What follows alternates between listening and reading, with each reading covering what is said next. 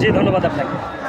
তো ইসকন যে এখানে মানে তৎপরতা চালাচ্ছে আমাদের স্বাধীন বাংলাদেশে, এটা কিন্তু শুরু হয়েছে শেখ হাসিনা সরকারের আমলে।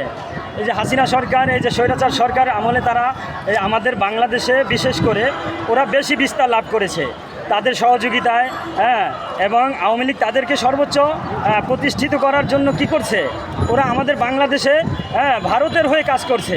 কিন্তু আমরা মুসলমানরা এই 16 বছরে আমরা কিন্তু আসলে হাসিনার বিরুদ্ধে বা ইসকনের বিরুদ্ধে জোরালোভাবে বক্তব্য দিতে পারি নাই বিধায়ী হাসিনা সরকার আমাদেরকে যে কোনোভাবে আমাদেরকে দাবিয়ে রেখেছে।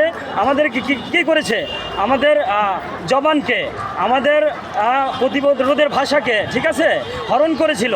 এই জন্য আমরা জোরালোভাবে তাদের বিপক্ষে অবস্থান নিতে পারি নাই বিধায়ী আজকে একের পর এক আমাদের মুসলিমদের উপরে এই আঘাত এসেছে, আঘাত আসতেছে এবং আরও আসবে। অতএব আমি মনে করি যদি আমরা এর প্রতিবাদ এখনও না করি তাহলে আমাদের ভবিষ্যৎ, বাংলাদেশের নয় শুধু মুসলিম বিশ্বের ভবিষ্যৎ একেবারে অধপতনের দিকে আমরা ঠেলে দিচ্ছি এবং আমরা ধ্বংসের দ্বার প্রান্তে পৌঁছেছি। অতএব আমরা আমাদের জায়গা থেকে আমাদের সর্বোচ্চ চেষ্টা থাকবে যে মুসলিমরা যেভাবে সবাই ঐক্যবদ্ধভাবে এদের বিপক্ষে, এদেরকে প্রতিহত করার জন্য আমাদেরকে ঐক্যবদ্ধভাবে সংঘবদ্ধভাবে করতে হবে, প্রতিরোধ করতে হবে ইনশাআল্লাহ।